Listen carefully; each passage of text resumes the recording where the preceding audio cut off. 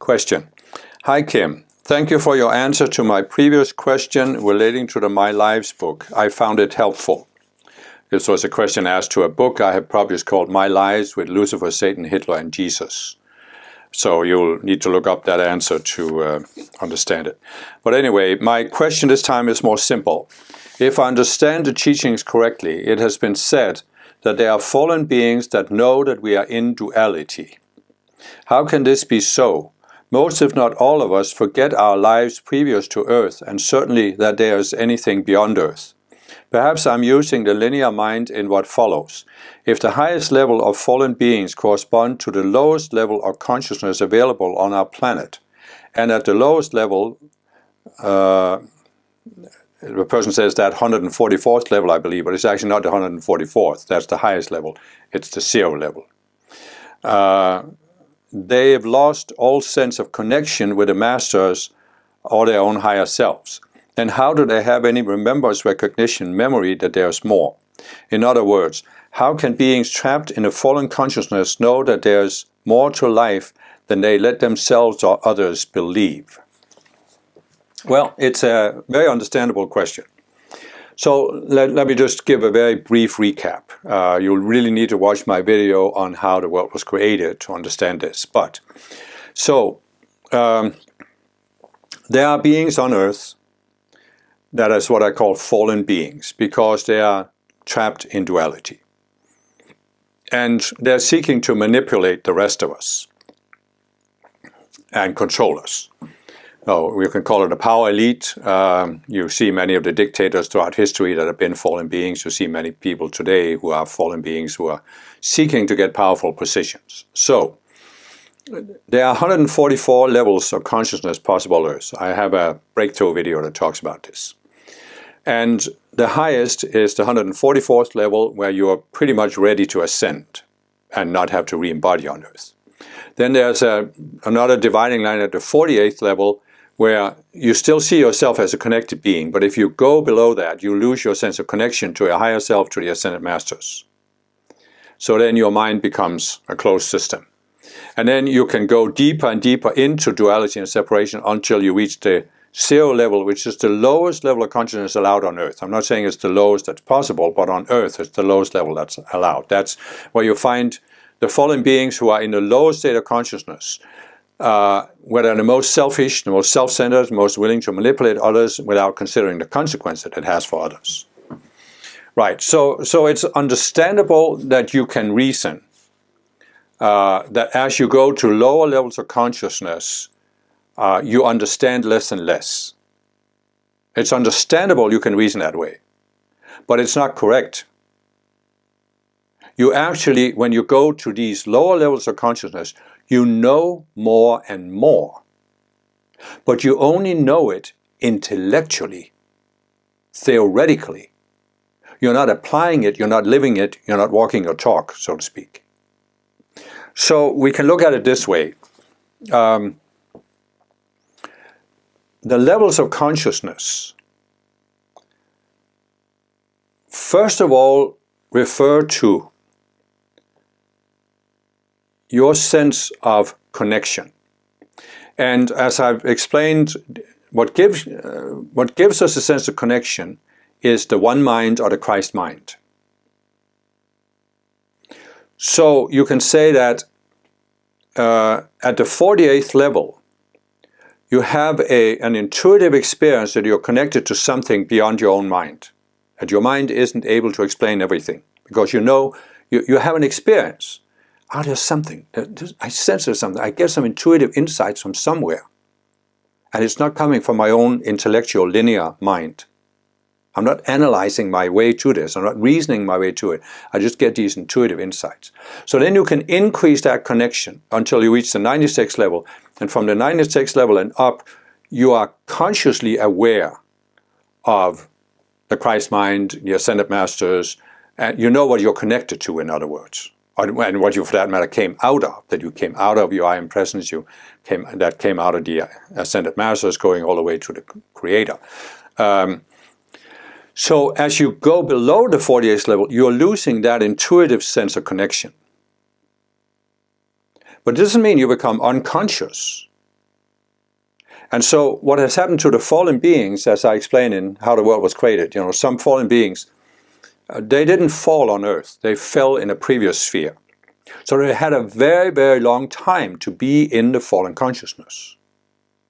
And in the fallen consciousness, it is possible to study how life works.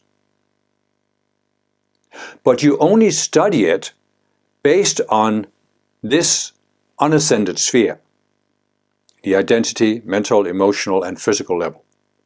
So you can actually become very knowledgeable about how matter works, for example, how to manipulate matter, even manipulate matter with the mind. There's some fallen beings that can manipulate matter with the mind. I mean, it's not really, it's basically parlor tricks, but they have a certain ability to do this, and most people don't have. But what's also characteristic of fallen beings is that they have a very sophisticated intellectual, analytical, linear understanding of how the world works. So, so this is what's confusing the person asking the question. And the person is saying they've lost all sense of connection with the masters or their own higher selves. How do they have any remembrance, recognition, memory that there's more? No, but you see, they don't have the experience that there's more. See, the original question was that there are fallen beings that know we are in duality. Yeah, you could say it that way, but I would prefer to say that they have a certain awareness or knowledge of the duality consciousness. See, again, why are the fallen beings good at manipulating people? Because they understand how duality works. Most people don't understand how duality works. They go into separation, but they don't understand what duality is. But as you go towards the lower levels, you have so much experience with the duality consciousness that you are aware that most people on earth are in duality and how to manipulate them. Because you've experienced so many times in so many lifetimes that, let's say in one lifetime you set yourself up as a leader of a Christian religion. And in another lifetime you set yourself up as a leader of Islam. And after a while you come to see that neither of them is the absolute truth. But you also come to see that people who believe that a religion or scientific materialism is the absolute truth, they are very easy to manipulate. And so what you understand about duality, what some of these fallen beings understand about duality, is that it's not an absolute truth. You can take one dualistic polarity and say this is the absolute truth, and then you can manipulate people who believe this, and you can manipulate into fighting the ones who believe the opposite. But you're just doing this to manipulate people. However, understanding how duality works is not the same as understanding that there must then be a truth beyond duality. Or maybe you can understand this intellectually, but you deny it. You're definitely not experiencing it. So, in other words, a person is saying, how do they have any remembrance, recognition, memory that there's more? They don't. They might have an intellectual understanding, which they generally ignore and deny. So what I'm saying here, there's a difference between intellectually understanding something and experiencing it, because you have connected. So you could say, you could put it this way. You can say there's a certain dilemma on a planet like Earth where there are fallen beings. Because you can say the Ascended Masters, they communicate with us in two ways. One is they give outer teachings, and the other is through a direct inner experience, our sense of connection. Right? And it's very important, if you're a spiritual person, to realize that the outer teachings are just a tool for helping you expand your direct inner connection to the Ascended Masters. Because that can't so easily be manipulated by outer forces. But once a teaching, even a teaching that's given from the Ascended Masters, once it's been put into words, the fallen beings can use that teaching. They can partly use it to manipulate people, but they can also use it to educate themselves, so to speak. So you have teachings given by the Ascended Masters, like even the teachings we're talking about here, 144 levels of consciousness, the Christ consciousness, and duality. And a fallen being can study this with the outer mind and come to understand it intellectually.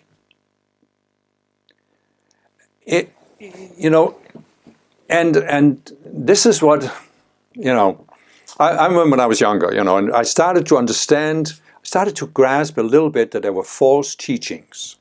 But I wasn't very comfortable with this whole idea. I really wanted to believe that if you found a valid spiritual teaching, that was it. But I came to realize that there are false teachings, and after some time I gradually got better at accepting that idea. And so you can look at spiritual gurus, right? And there are some spiritual gurus that have vast knowledge of spiritual concepts. And they might have a vast knowledge of a particular religion, like the Hindu religion, the Buddhist religion, the Christian religion, or they can even have mystical teachings, even Ascended Master teachings. And so these fallen beings can set themselves up as spiritual teachers, and they appear to be spiritual. Sometimes they can even, as I said, learn to manipulate matter, or at least manipulate people's minds, and they appear to be very capable and knowledgeable. But it's all in the outer mind, the intellectual, linear, analytical mind.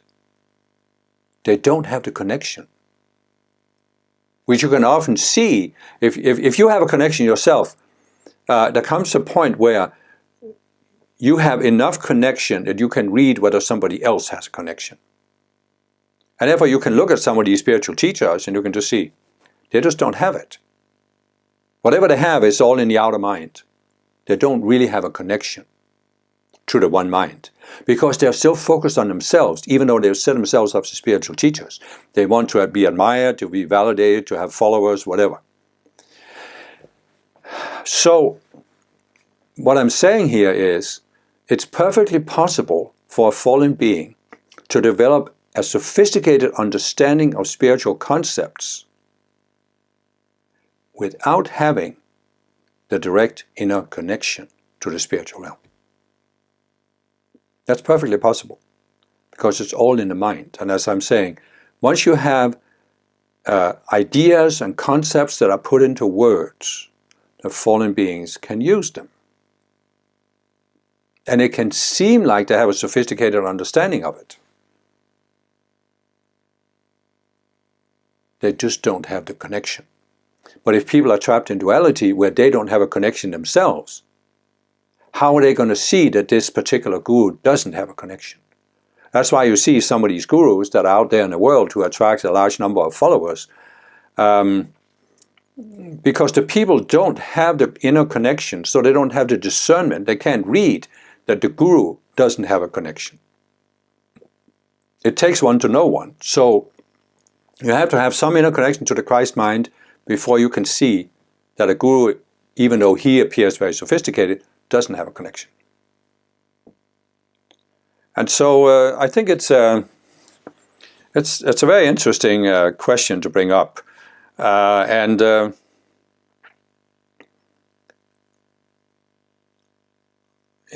last question here, how can beings trapped in a fallen consciousness know that there's more to life than they let themselves or others believe?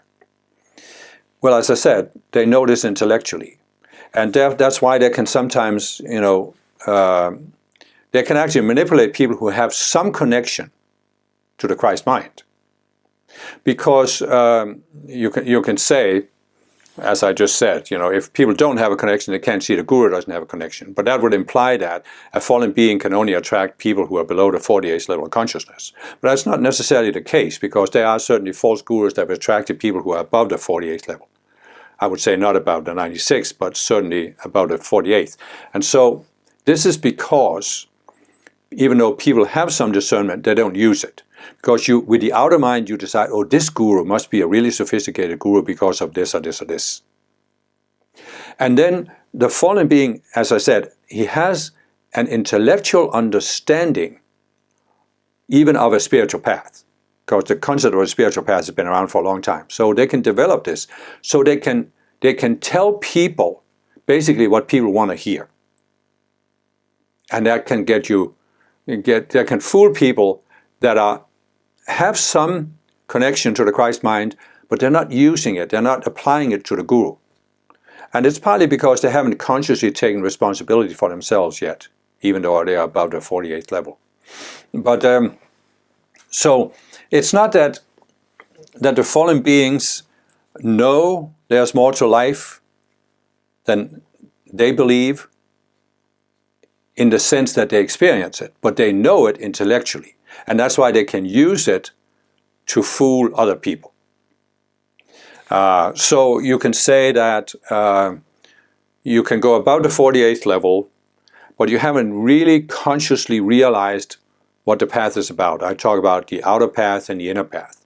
So there are still people that are on this outer path where they're looking for an outer guru, an outer teaching, an outer practice to automatically get them to a higher state of consciousness. They haven't really acknowledged and accepted it. It's about looking at yourself and your psychology, resolving your psychology. And so if you haven't made that conscious shift, you can still be affected by a guru who seems to be very sophisticated and who can tell you, follow me, do this, and you'll make it. And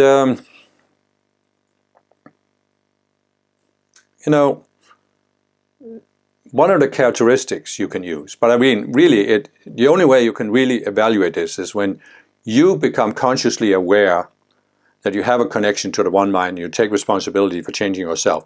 Then you can evaluate whether the guru has a connection.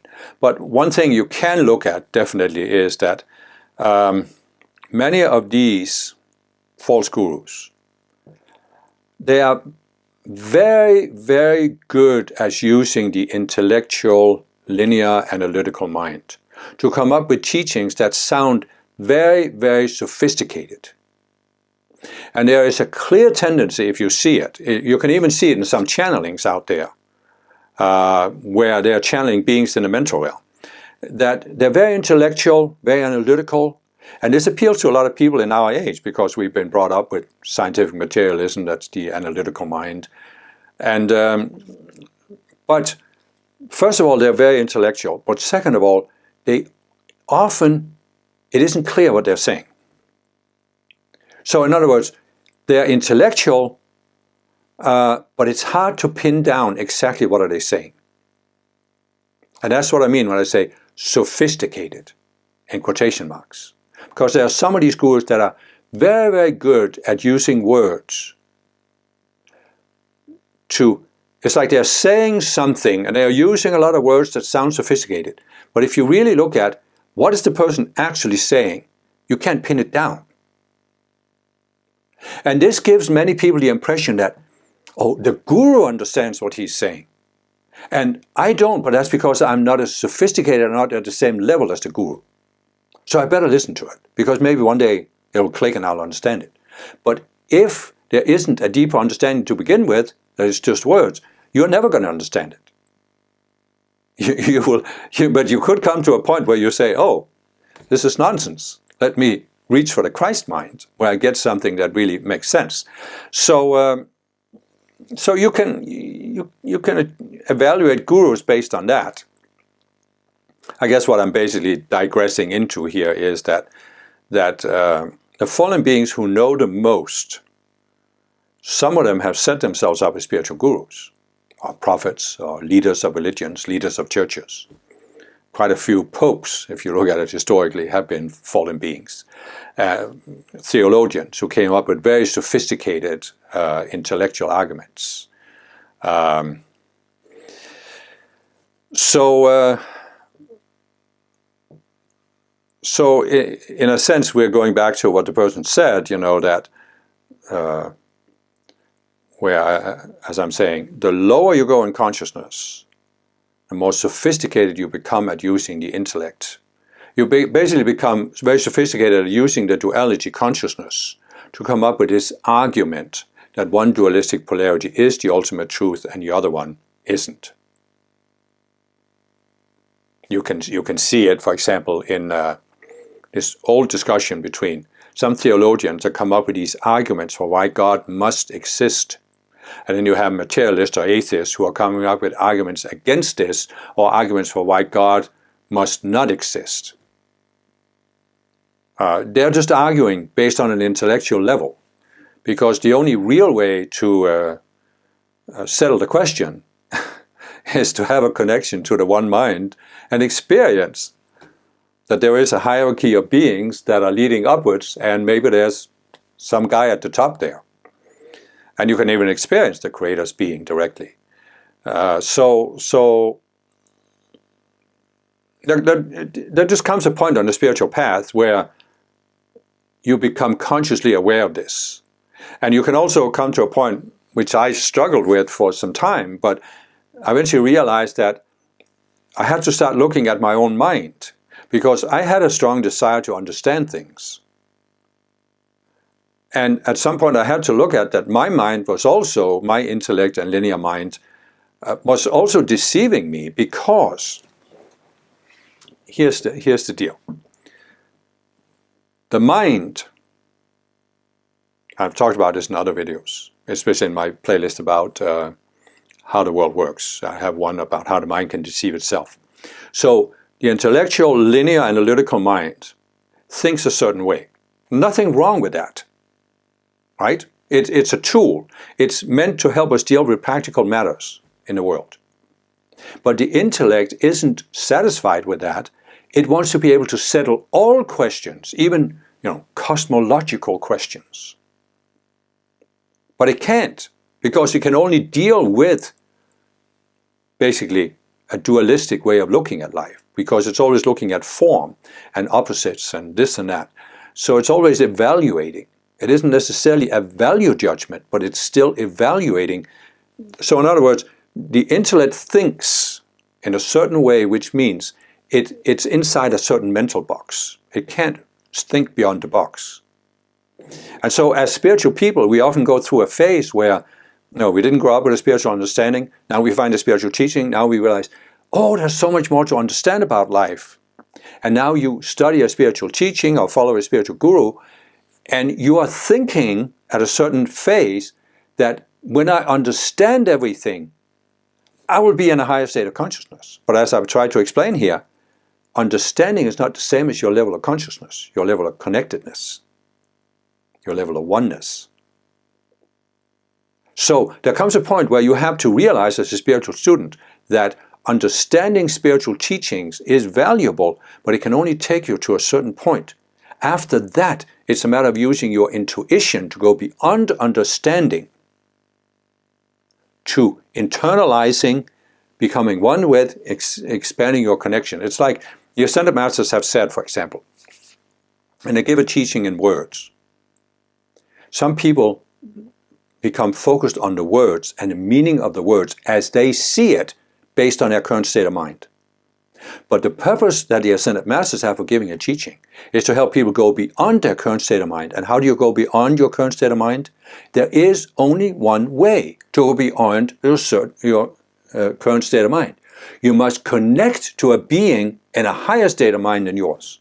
And that's the Ascended Masters. So the purpose of an Ascended Master teaching is to help you use the teaching as a stepping stone for coming to experiencing the being and presence of the Ascended Master. That's what the fallen beings can't do, no matter how sophisticated of an intellectual understanding they have of spiritual concepts. And there are many spiritual seekers who have spent decades developing they're not fallen beings, but they have developed a sophisticated spiritual understanding, and that understanding in many cases blocks their direct intuitive experience of a Master's presence. That is why, in my view, that you see some of these non-dual teachers that I talk about in several of my talks about duality and non-duality, who have this very sophisticated intellectual understanding, but they don't acknowledge that there are beings in a higher realm who have a higher state of mind than they do. They think they can figure it all out with their current state of mind. They haven't locked into the need to connect to a being who is at a higher level of consciousness than you are. And until you do that, you're not really on the spiritual path. You are not really on the spiritual path. You are intellectualizing a path, but it will only get you to a certain point. Or rather, you can say, you can keep going indefinitely expanding your intellectual understanding. But you're not increasing your level of awareness, you're not increasing your level of connection and oneness. What does it profit a man to gain the whole world, but to lose his soul? The soul being the inner connection to your higher self and to those beings who gave birth to your higher self, leading all the way to the Creator.